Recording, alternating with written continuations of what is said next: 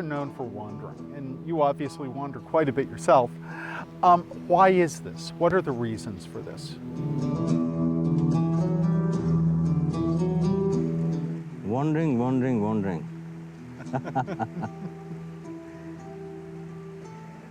Is there anything which is not wonderful in this universe? Everything is wonderful.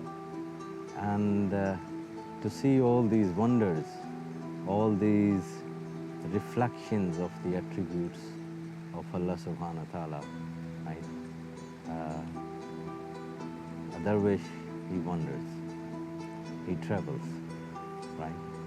And every step which he takes outwardly, right, is actually a step inwardly. Then this constant, I mean, people think of my state of traveling as a constant state of vacation. I think it as a lifestyle. Yes. This helps me, and it would probably help all those other travelers also to actually experience that my stay on this planet Earth is basically the travel, a journey from the womb of my mother to the womb of the earth to grave, right? This keeps on reminding you, it develops that attitude in you, right? That you are on a journey.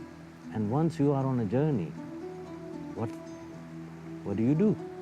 Right? You look at the things, you praise Him, right?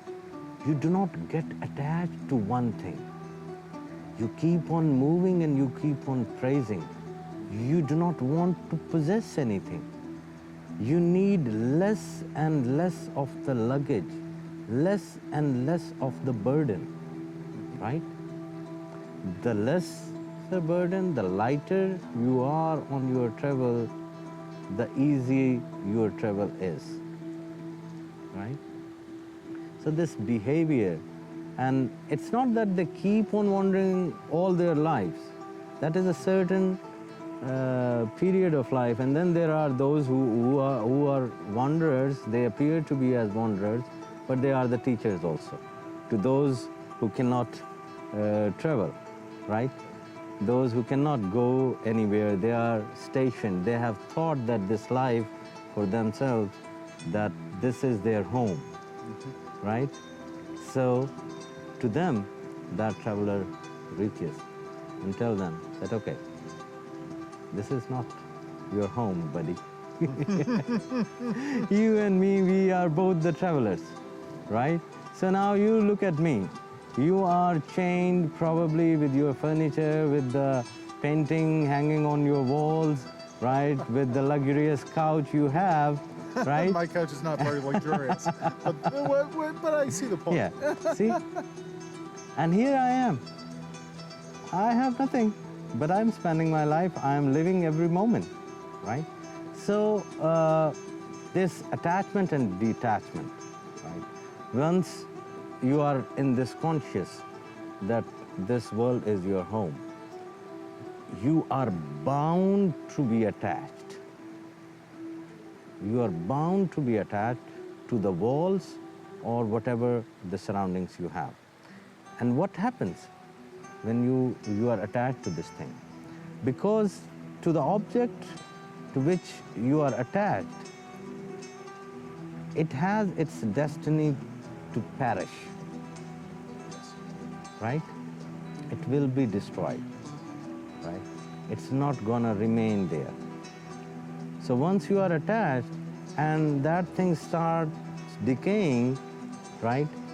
Then there becomes the pain in you. Then there becomes the sense of loss, right? It is not good for a traveler. Yeah? You have assumed yourself, no, that this is your home. In reality, it is not. The only thing which is real, I mean, we may have the differences on anything, and we have the right, right? You have your own way of life, I have my own way of life, but probably to one point where every human being will agree is that he is going to die, Yes. right? Yep. So this reflects what? That this is a journey. I have something else. So the future for a Sufi conscious, right, or a Dervish conscious is the life hereafter. The life here is all present, right? So live in that present moment. This is your and my understanding of clock time, of making something past, making something present, and making something future. And the science says that whatever we are perceiving as present is actually not the present, right? We are able to look at the things with our eyes, but then the science says that whatever you are looking at, probably it can be the difference of the fractions of one moment, but in reality it's not the present, right? So we are not into this past, present or future thing. The future of the human is when this journey of life ends. That is why life is compared with the journey.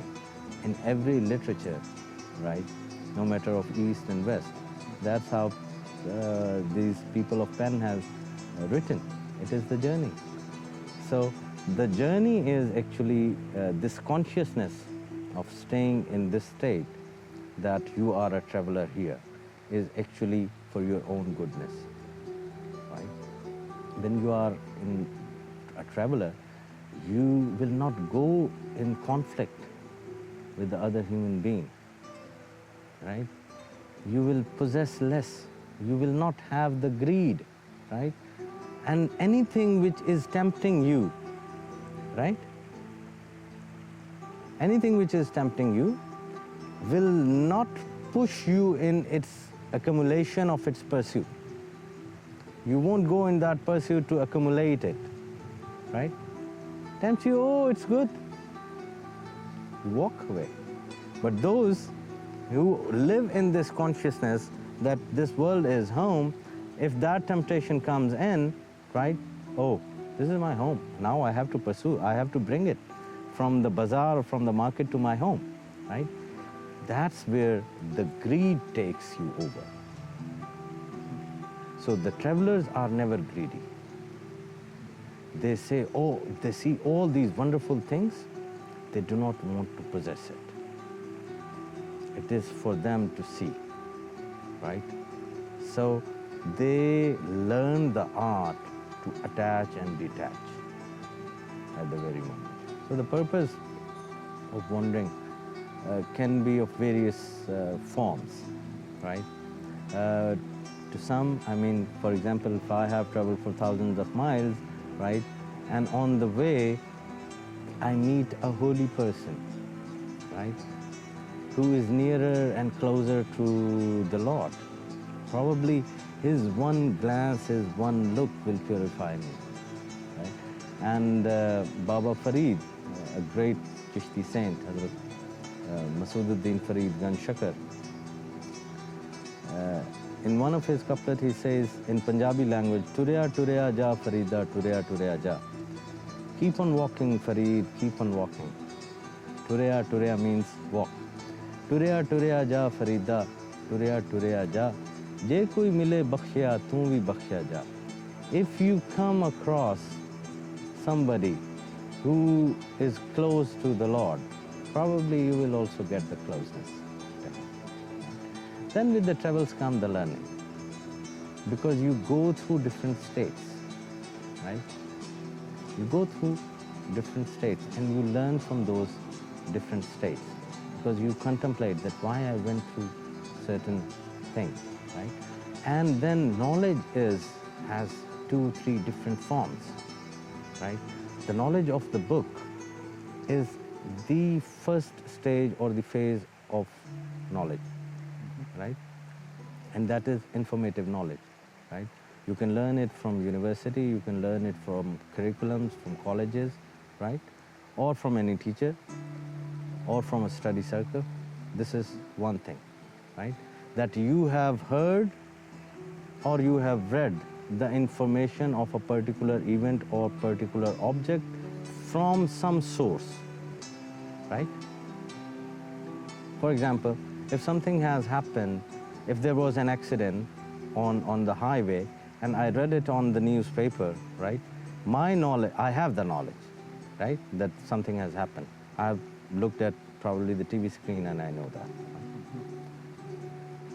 Now, the other phase of the knowledge is that if I am witnessing what is happening, if I witnessed the accident in front of my eyes, I will have more details of that particular object as compared to the secondary sources of information. True? Now, the third is, if I was involved in that, if I was sitting in that vehicle, or if I was sitting and due to that accident something hit me. So this is the third phase. So the first phase is called as ilmul yaqeen. Ilm is knowledge, right? That it is, yaqeen means the trust probably. I mean, I don't know the exact word, but that the trust of the knowledge, the secondary knowledge, right? And you trust it that this actually has happened.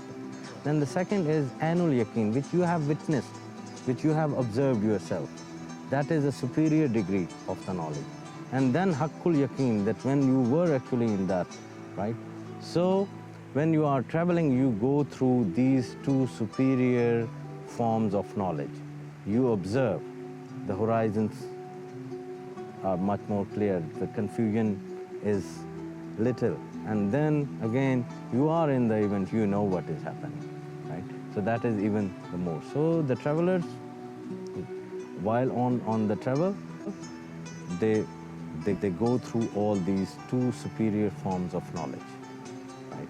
And then, I mean, certainly you come across some good people, you learn from them, right? And you come across some people with whom you can share your knowledge, right? And you are serving those people. Knowledge is